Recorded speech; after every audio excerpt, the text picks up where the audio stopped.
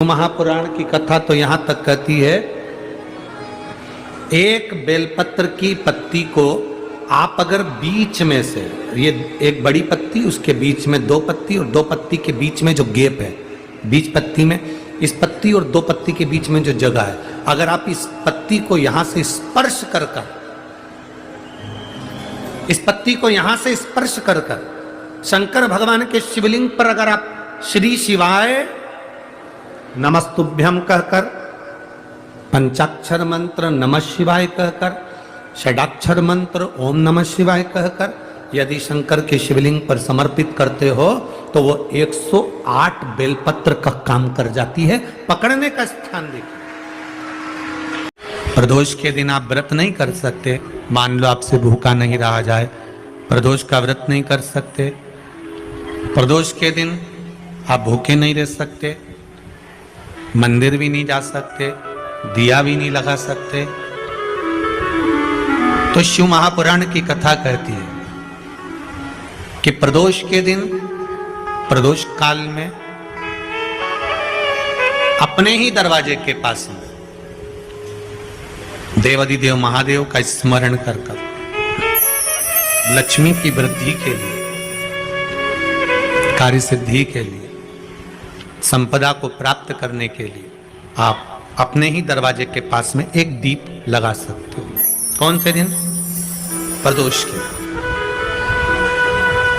एक बात और अच्छे से समझ लीजिए, जो बच्चे चिड़चिड़े होते हैं, चाहे घर में बेटे हों, बहुएं हों, सास हो, ससुर हो, परिवार में छोटे छोटे बच्चे हों, चिड़चिड़ प्रवृत्ति करते हों या चिड़चिड़ा स्वभाव हो, जरा जरा सी बात में क्रोध आ जाता हो, बोलने का भान नहीं रह पाता हो, शब्दों के बाण चलते हो, तो महाराज प्रदोष के दिन, प्रदोष काल में बेलपत्री के पेड़ के नीचे एक, जो पत्ता आपके पास में हो, पान का मिल जाए तो पान का, पीपल का मिल जाए तो पीपल का, बेलपत्र का मिल जाए तो बेलपत्र का, उस पत्ते पर मात्र थोड़ा सा शहद और 7 दाने चावल के रखकर घी का दिया लगा दो महाराज, और थोड़ा सा जल हाथ की अंजलि में लेकर भगवान देवाधिदेव महादेव का स्मरण कर कि इस बेलपत्री के वृक्ष के नीचे माता लक्ष्मी, पार्वती, सरस्वती विराजमान है। इसी बेलपत्री के पेड़ के नीचे मेरे देवाधिदेव महादेव का 12 ज्योतिर्लिंग का स्वरूप प्रकट है। उनका स्मरण कर जल चढ़ा दीजिए और उसका स्मरण कर लो जो चिड़चिड़ प्रवृत्ति करता हो, क्रोध करता हो, जिसको बोलने का भान नहीं होता हो, सम्मान नहीं देता हो, अपशब्द कहते हो, उनका स्मरण कर आप छोड़ेंगे। एकदम एक प्रदोष करेंगे, दूसरे प्रदोष तक तो आपको कोई दिक्कत ही नहीं होगी। 2-3 प्रदोष कर देखिए, बाबा कृपा करें। बच्चों को पढ़ने का कह रहे हो, पढ़ने बैठो, पढ़ने बैठो, पढ़ने बैठो, पढ़ने बैठो, तो एक आध प्रयास बच्चों के लिए भी कर लिया करो कि भाई ठीक है। जैसे बैकुंठ चतुर्दशी वाला उपाय हमारे YouTube पर भी डला हुआ है, आप उसको निकाल कर सुनना। बैकुंठ चतुर्दशी के दिन प्रयास करना, बच्चे लोग विद्या में प्रबल होंगे।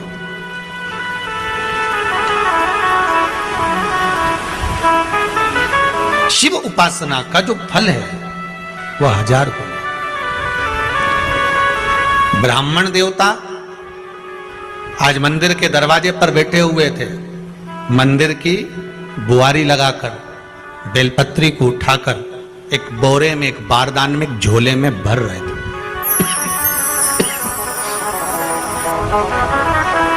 एक बारदान में, एक बोरे में, एक झोले में भर रहे हैं। पहले भी कथा में काज, फिर कहते हैं, शिव मंदिर में जल बाद में चढ़ाना, शंकर के मंदिर में जाकर पंचामृत स्नान बाद में कराना, शंकर जी के मंदिर में जाकर पूजन बाद में करना।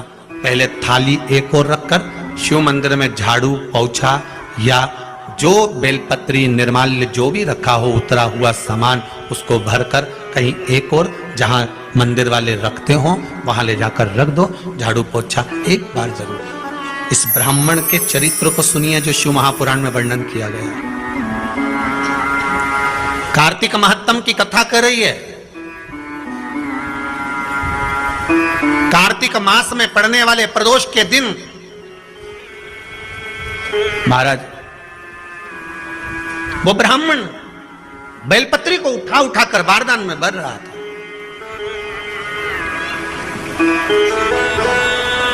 पूजन करने से पहले सबसे पहले सफाई का ध्यान रखो, और एक विश्वास रखना, आप मंदिर की सफाई नहीं कर रहे हो, फिर निवेदन करूंगा आपको, मंदिर की झाड़ू नहीं लगा रहे हो, आप मंदिर की सफाई नहीं कर रहे हो, आप मंदिर में पोछा नहीं लगा रहे हो।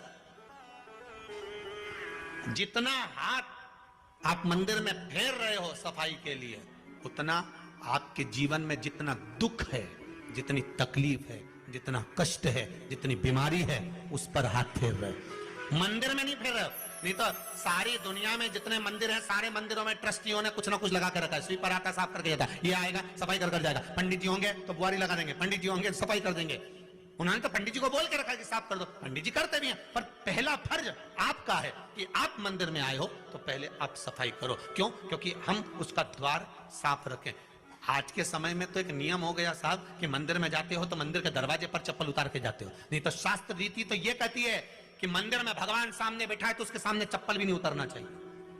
तो कई लोग कहते हैं मंदिर के अंदर थोड़ी ना उतारा, हम तो जीने से भी बाहर, एकदम गेट के बाहर वहां उतार, पर सामने तो है ना,